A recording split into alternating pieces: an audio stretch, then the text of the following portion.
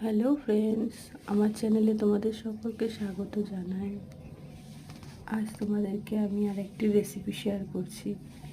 সেটা হলো ডিম এবং ব্রকলি আলু দিয়ে একটি রেসিপি, নতুন ধরনের রেসিপি।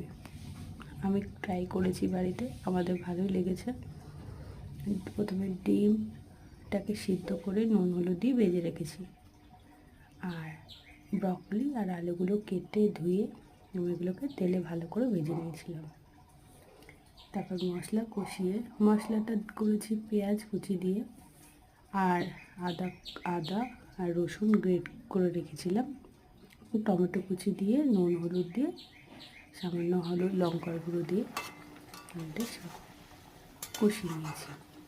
তারপরে আমি ভাজা করা ব্রকলি এবং আলুগুলো দিয়ে একটু কষিয়ে তারপর জল দিয়ে, পরিমাণ মতন জল দিয়ে কিছুক্ষণ রেখে দিয়েছিলাম ঢাকা দিয়ে।